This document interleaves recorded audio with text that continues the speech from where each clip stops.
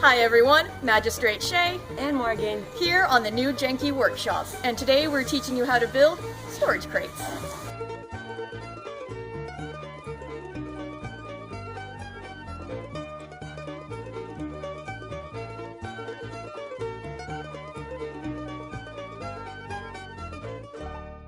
Okay, so we have our sheet of plywood here. We're using a 1/2 inch 4x8.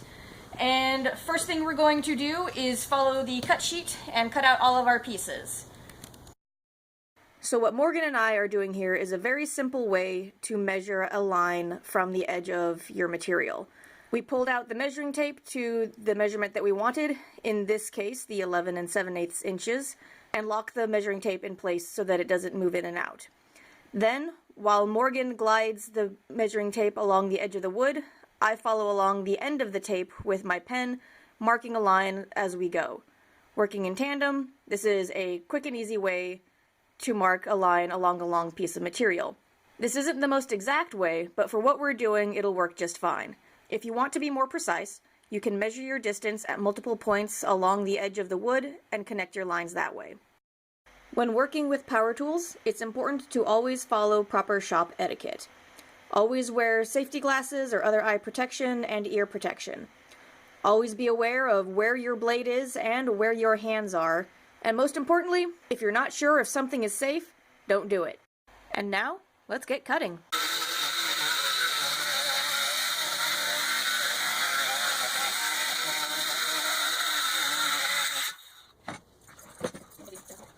"11 minutes later.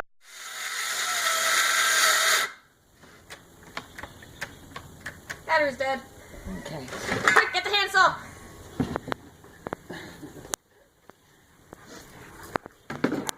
So the battery died. But in case you don't have a circular saw or any kind of power saw, you can use a handsaw. So that's what we're going to do to finish up this cut. Lower. Don't lift too much. Just keep it even. Now, using the handsaw is not ideal. It takes a lot longer than a power saw. But since not everyone has access to power tools, we want to show that this can be done using basic hand tools. It just takes a lot longer. Hey! If you're using battery-operated tools, this is a good point to remind everyone to make sure that your batteries are fully charged before starting. And if you have extra batteries, make sure those are fully charged as well. Now we have all of our pieces cut. Up here I have all of the pieces for the larger crates, and waiting in back we have the smaller crates that we'll do later. So first we're starting with our tops and our bottoms, our short sides, our long sides, and the optional side braces. This is for if you just want to have that, more traditional crate look. You don't have to use it if you don't want to, but why not? I'm going to do it. So, since the plywood that we were using is dirty as all get out because it's just been hanging out outside for a while, we want to make sure that you get the edges as clean as possible so that the glue has, the best chance to hold on to it. So we're just going to go over it a little bit. If you're using old scrap wood, just give it a good scrub. Make sure that you're down to wood as much as possible. So I also have 4 bar clamps, and this is going to hold everything in place while we're gluing and nailing everything together. You also want to have a framing square or something that you know is going to be nice 90-degree angles to help keep your box square. Otherwise, when it comes time to put the top and the bottom on, things might be a little cattywampus. So, something to use the square. So we're going to start with one of our ends. Now these are going to be slightly shorter on one side, so you want to make sure that you have the right sizes together with your long sides. So that looks about right, so we'll go with that. So we're going to line that up there. Actually, we'll hold that. Take our other side. If your labeling is showing, just put it to the inside. These aren't going to be pretty. They're not going to be super exact, but they're going to get the job done. So right now we're just kind of dry fitting everything together to make sure that it's all going in the right direction. You can take this opportunity to pick out which sides you want facing out, but we're going to go with that.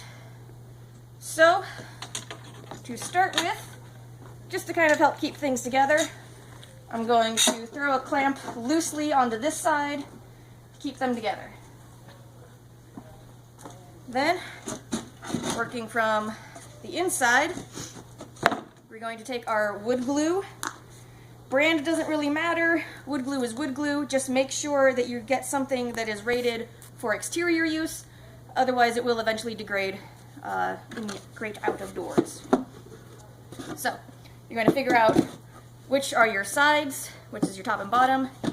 Run a line of glue up and down each of your side pieces, and also along the inside of your sides. And gluing on both sides just helps things connect a little bit better. We're also going to be nailing because better safe than sorry. But if all you have is glue, you might as well give yourself the best chance for everything to stick together. Line up all your edges. Alright, you can let go of that. And then we're going to clamp it on this side. You want to make sure that your edges are as close to square as possible. Again, we're not getting super exact with this. Just needs to do the job. One on the top. Flip this over and get your hand, Morgan. I'm just gonna roll it. One more on this side, and get everything nice and square.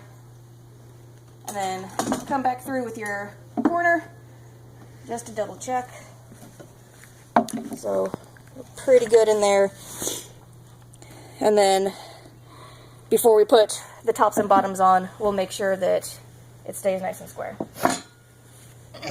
So, you see, I am making a big old mess with the glue. That's good, that's what you want. You want it to squeeze out a little bit because you can always clean that up while the glue is wet. It's as simple as going at it with a wet paper towel or a wet cloth if you have, scrap cloths that you don't mind using. So that side's done. Let's hop around and do the other one now. Okay. So we have the beginnings of our box. So now that we have everything glued, we're going to rotate it again, get you on that side, to get our sides up and down. And we are going to pop some nails into this thing. Normally when you're making tap adjustments, you want to use something like a soft mallet so that you don't damage the wood. But because this is garbage wood, we don't care. And it looks, the rougher it looks, the better. So I am using 4-penny, 1.5 inch finishing nails. You can use brad nails if you have a pneumatic finish nailer, or if you know people with cool tools like that, go for that. We are going old school with a good old hammer. So right now we're just going to go in the middle. So since this is 1/2 inch plywood, you want to make sure that you're roughly 1/4 inch in, give or take, so that you're making sure that you're getting down into the wood. And we're just going to give that a tap, tap, taparoo. Let's see how good my nailing skills are. Bam, done. I didn't even fuck it up. So we're going to do, we'll say 5 on a side, just to give it a good shot. I'm going to adjust this clamp out of my way. Same thing with this one. So what the clamps are doing right now is they're just holding everything together so that the glue can sort of start to set. But then once we get the nails in, you won't need the clamps anymore. But you can leave them in if you want to. The glue is going to take probably about a day to set fully. So don't plan on using these immediately for best results. So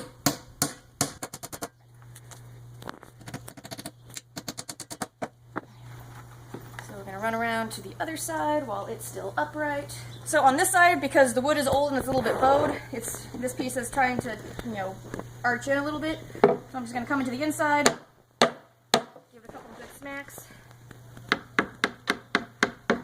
try and get things lined up a little bit better before I go in with my nails.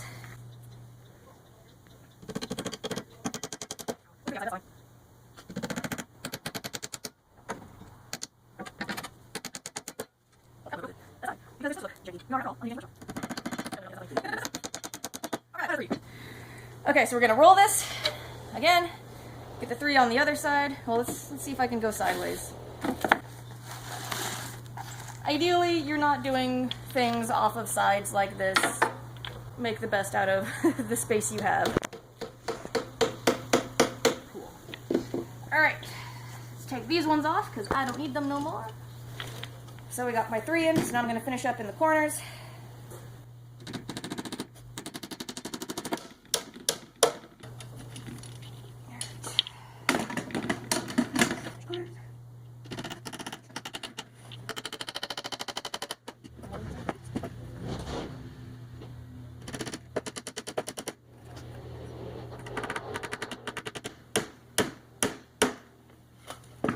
Alright, so now we have our tube. So, next up, the bottom. Now your top and your bottom pieces are going to be exactly the same size, so it doesn't matter which one you grab. Just, again, clean it up a little bit. Decide which side you're going to use. Actually, I like this side better, so this one's going to go inside. So, line it up, get things square. Again, that's where your angle comes in. So we can check the square on the inside of our box. That's pretty good. That one's a little off, so I have to make some adjustments.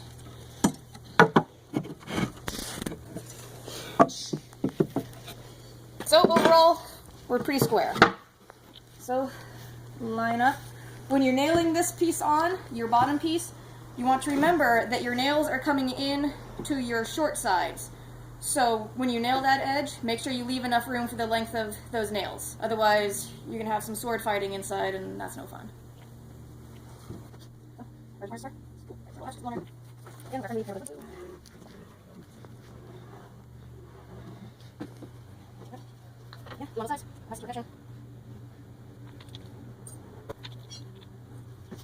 On bottom, and now we're just going to put those pieces together. Now we don't need the clamps this time because we already have our support box. So I'm going to drive 1 into approximately each corner just to get things started. On the side, I can get pretty close to the corner since the nail is coming this way. And then I'm going to come around to the opposite corner because that's going to make sure that once we're square, we stay square.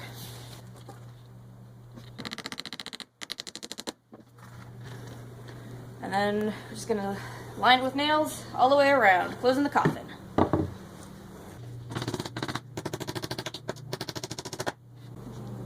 Okay, so we're cheating a little bit. So because our wood is bowing a little bit out here, I'm going to throw a clamp on it real quick just to get it flush so I can do my nailing. You want to tighten that in? A little more. Good. So that's going to keep things nice and square for me.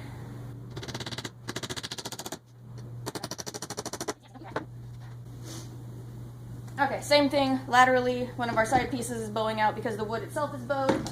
So we're just going to toss on my clamp and get it just snug enough.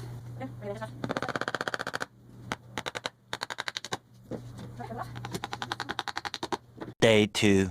So now that our box has had about a day to dry, we're going to work on the lid. Right now it's just sitting loose, and that might be fine for some people. Some people might want to give it a little bit more of a stronger connection. There's a bunch of different ways that you can go about this. You can do hinges on one side and a latch on the other. You can carve out the edges so that it'll sink into the inside of the box a little bit, give you a little bit better of a closure. The way that we're going to do it today is going to involve drilling some holes and feeding rope through it.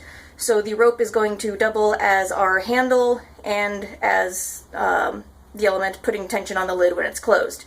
So for that, I have my drill with a 1/2 inch drill bit. I have some 3/8 inch nylon rope. You want to have something that's big enough that it feels comfortable in your hand, but not so big that it's going to be unwieldy. I recommend 3/8 to 1/2 inch, 3/4 inch if you're someone with bigger hands, or if you just want something with a little more heft to it. So what we're going to do is we're going to drill 2 holes, roughly, we'll say 5 to 6 inches apart on each end of the lid, and the same distance at the top of your sides. And then that way that's going to hold everything nice and snug at the edges. So before we get started, again, proper safety equipment, glasses, ear protection, and observe all shop safety etiquette. So I have my tape measure, and our lid is 13 inches across, so coming from the middle at 6.5, let's go out 2.5 inches, let's go 2 inches, and mark that. So that's where my holes are going to be, and then from the end, we'll measure another 1.5 inches.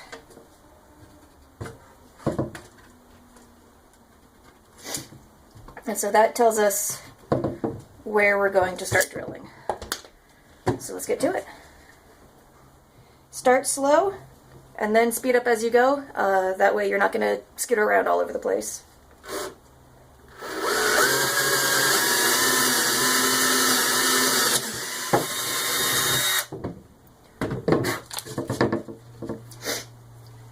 And now with our first hole drilled, that's a perfect time to check to make sure that our rope will actually fit through.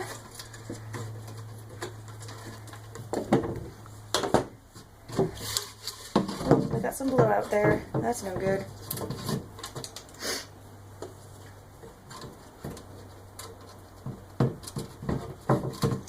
Yep, fits just fine.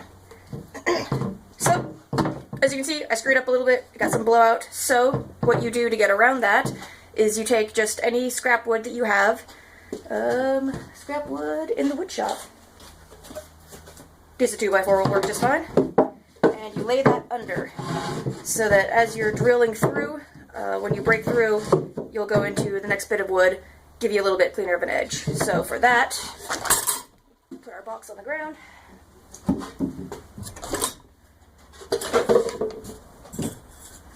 Get another piece of scrap in the back, just to keep things flush.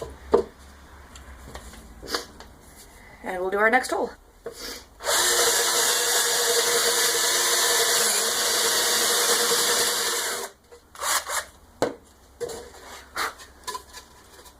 See? Much cleaner. So again, same thing on the other side.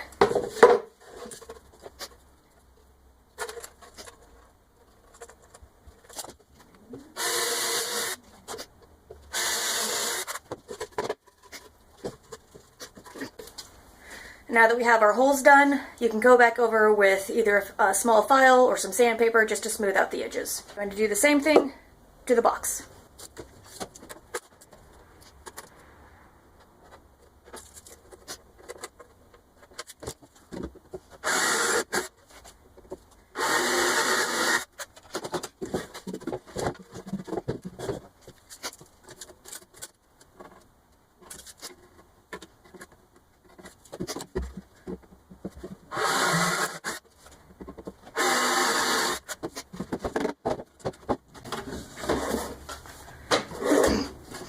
Alright, so now I'm going to go at this with some sandpaper, clean up the edges a little bit so it doesn't tear up our rope. Okay, now that we have our holes cleaned up, we're going to take our rope and figure out how much we need. So, I measured out about 30 inches, and that's going to let my lid hinge back about this much so that it'll stay up on its own weight, so that you're not having to constantly fight to keep it up when you're getting into it. So we're going to take our rope, measure out 30 inches. There's about there. And then you're going to take your scissors and cut through that. Ideally use scissors that are sharp, because mine are not. If you have a roommate or a partner who has fabric scissors, Lord help you, do not use those. or you might die. So now that we have all that cut, it's going to want to fray basically immediately, so, you know, weave it back together as best as you can, grab your lighter, come on, and melt those ends together. Don't burn yourself. Melt everything together until it stops trying to pull itself apart. Alright, so you're going to tie a knot in one end. Keep it as close to the end as you can. Pull it good and tight. And then using the factory edge, because it's nice and clean, you're going to feed it up through the back hole, down through the front hole, out through the front hole, and back in through the rear hole. And then you're going to tie another knot.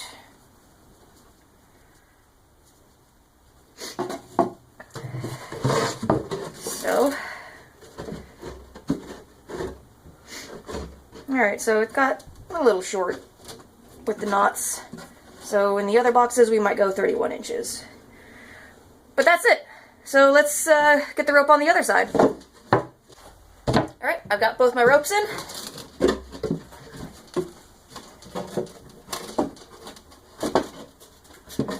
And you just adjust things until all the knots are flush against the wood.